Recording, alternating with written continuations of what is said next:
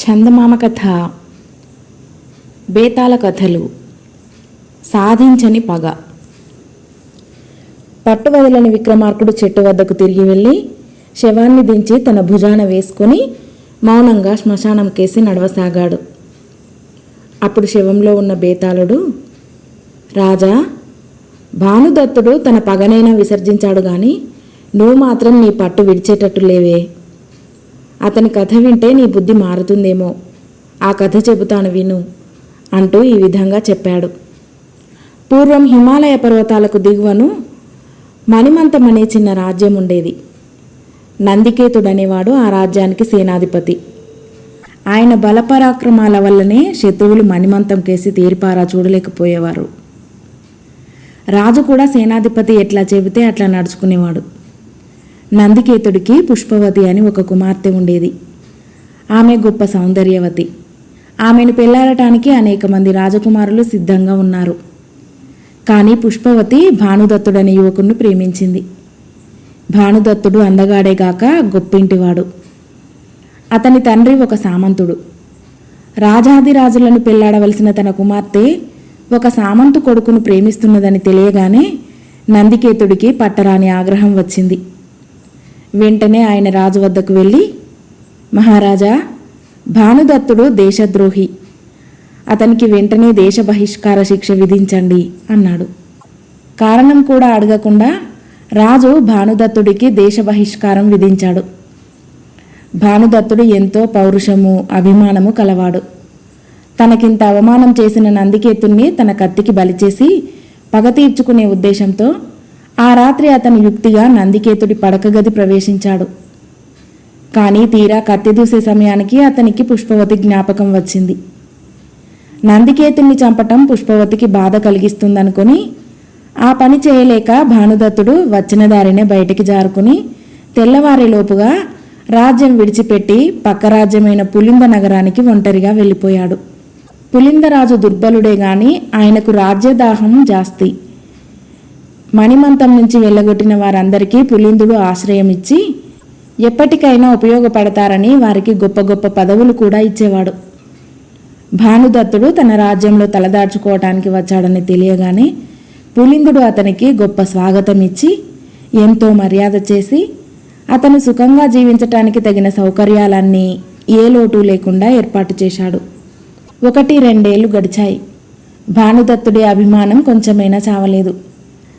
పుష్పవతిపై అతడికి ఉండిన ప్రేమ క్రమంగా తగ్గిపోయింది. కానీ నందికేతుడి ప్రాణం తీయాలనే కాంక్ష మట్టుకు ఎక్కువైంది. భానుదత్తుడి మనసులో పగ ఎట్లా ప్రజ్వలించేది పులిందుడు కనిపెడుతూనే ఉన్నాడు. ఆయన ఒకరోజు భానుదత్తుడితో, మిత్రమా, నీ బాధ చూడలేకుండా ఉన్నాను.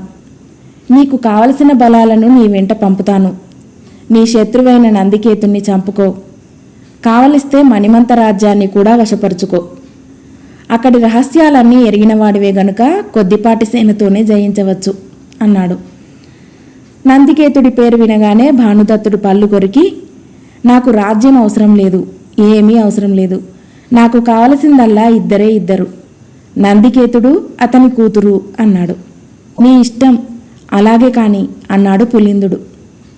ఆయన భానుదత్తుని పంపేసి తన సేనానాయకుణ్ణి పిలిపించాడు. మంచి యోధులను 60 మందిని చూసి భానుదత్తుడి వద్దకు పంపించు. వారిలో మణిమంతం నుంచి వచ్చిన వారినందరినీ చేర్చు.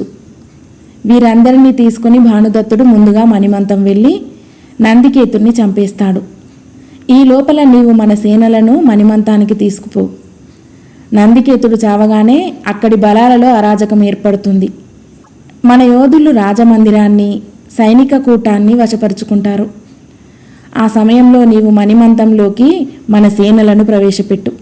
తెలిసిందా అన్నాడు పులిందుడు. సేనానాయకుడు సరేనన్నాడు. మర్నాడు 60 మంది యోధులు భానుదత్తుడి వద్దకు వచ్చారు. అయ్యా, మీ కార్యం నెరవేర్చటానికి సహాయపడమని రాజుగారు మమ్మల్ని పంపారు. మీరేం చేయమంటే అది చేస్తాం అన్నారు వారు. భానుదత్తుడు చాలా సంతోషించాడు. నందికేతుణ్ణి చంపే అవకాశం దొరికింది. ఈ మనుషులను ఏ విధంగా ఉపయోగించుకోవాలో అతడు ఆలోచించి పెట్టుకున్నాడు. వీరిలో అనేక మంది తనలాగే దేశ బహిష్కారం పొందిన వాళ్ళు. వారికి మణిమంతంలో ప్రతి మూలా తెలుసు. అవసరమైన ఆయుధాలు తీసుకొని అందరూ బయలుదేరారు.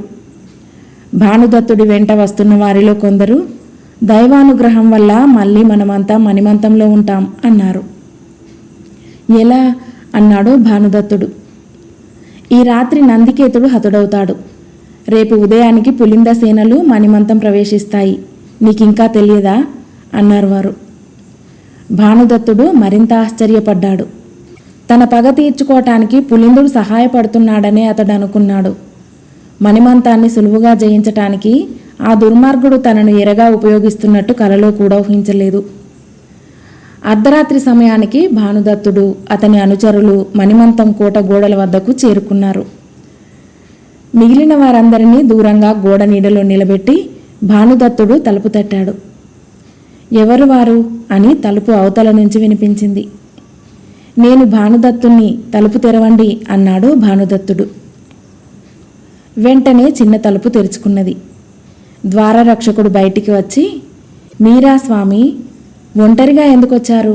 ప్రమాదం కాదా అన్నాడు. పని ఉండి వచ్చాను, తెల్లవారేలోగా తిరిగిపోతాను అన్నాడు భానుదత్తుడు. దయచేయండి అంటూ ద్వారరక్షకుడు భానుదత్తుణ్ణి లోపలికి రానిచ్చి చిన్న తలుపు మూశాడు.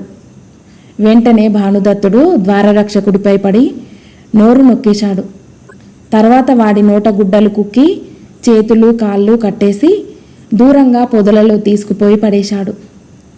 ఆ తర్వాత అతడు తలుపు తెరిచి తన వెంట వచ్చిన వారందరినీ లోపలికి రానిచ్చాడు. అందరినీ తీసుకుపోయి ఒక ఆలయం ఆవరణలో దాచి, నేను పని ముగించుకు వచ్చేదాకా ఇక్కడే ఉండండి, నేను ఘడియల్లో తిరిగి వస్తాను అని వాళ్లను హెచ్చరించి భానుదత్తుడు కదిలాడు. అతడు నేరుగా నందికేతుడి ఇంటికి వెళ్ళి నందికేతుడి పడక గదిలో ప్రవేశించాడు. నందికేతుడు గాఢ నిద్రలో ఉన్నాడు.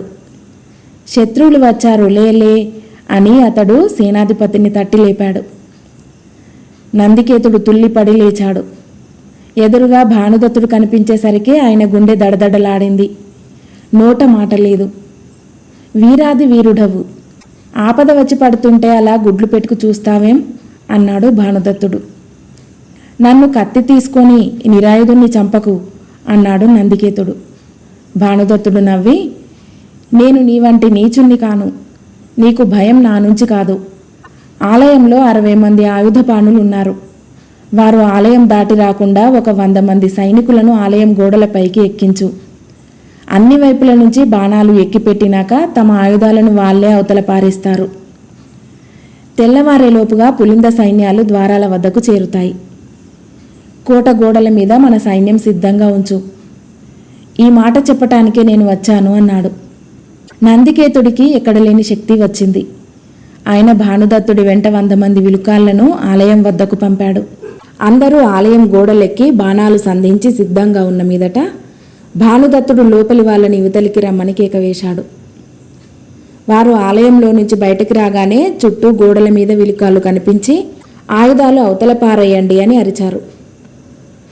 భానుదత్తుడి అనుచరులు కంగారు పడి తమ కత్తులు కటార్లు దూరంగా పారేశారు. వెంటనే గోడల మీది సైనికులు లోపలికి దూకి అందరినీ పెడరెక్కలు విరిచి కట్టేశారు. భానుదత్తుడు అక్కడి నుండి బయలుదేరి నందికేతుడితోనూ సేనలతోనూ దక్షిణ ద్వారాలు చేరాడు.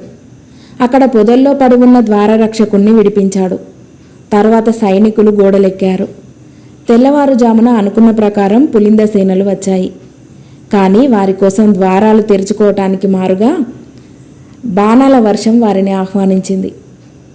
చూస్తుండగానే పులింద సైనికులు అనేక మంది చచ్చిపోయారు. మిగిలిన వారు చెల్లాచెదురై వచ్చిన దారి పట్టారు. నందికేతుడు తన సైనికులతో వారిని చాలా దూరం తరిమి చావగొట్టి సాగనంపి వచ్చాడు. ఇదంతా ముగిసిన కాసేపటికి నందికేతుడు, భానుదత్తుడు రాజసభకు వెళ్లారు. నందికేతుడు సభలో జరిగినదంతా చెప్పి, మహారాజా, భానుదత్తుడికి లోగడ దేశ బహిష్కారం విధించి ఉన్నాం. ఆ శిక్ష రద్దు చేసి అతనికి ఉపసేనాధిపతి పదవి ఇవ్వవలసిందని నా ప్రార్థన అన్నాడు. భానుదత్తుడు ఉపసేనాధిపతి కావటమే కాక సేనాధిపతి అల్లుడు కూడా అయి సుఖంగా ఉన్నాడు. బేతాళుడి కథ చెప్పి, రాజా, ఒకసారి ప్రేమ కోసం తన పగను విసర్జించిన భానుదత్తుడు రెండవసారి మళ్ళీ పగ తీర్చుకోవటానికి ఎందుకు పూనుకున్నాడు? తీరా అవకాశం దొరికేసరికి పగ తీర్చుకునే ప్రయత్నాన్ని ఎందుకు మానుకున్నాడు? సమాధానం తెలిసి కూడా చెప్పకపోయావో నీ తల పగిలిపోతుంది అన్నాడు. ప్రేమ కన్నా పగ బలీయమైనది. అందుచేతనే ప్రేమ చల్లారినా కూడా భానుదత్తుడి హృదయంలో పగ చల్లారలేదు. అందుచేతనే అతడు పులిందుడి సహాయంతో నందికేతుడి మీద పగ తీర్చుకోవటానికి బయలుదేరాడు. కానీ పగ కంటే బలీయమైనది దేశభక్తి. తాను నందికేతుడిపై పగ తీర్చుకున్నట్టయితే దేశం శత్రువుల పాలవుతుందని తెలియగానే భానుదత్తుడు తన పగను విసర్జించేశాడు అని విక్రమార్కుడు జవాబు చెప్పాడు. ఈ విధంగా రాజుకు తిరిగి మౌనభంగం కలగగానే బేతాళుడు శవంతో సహా మాయమై మళ్ళీ చెట్టెక్కాడు. కథ సమాప్తం.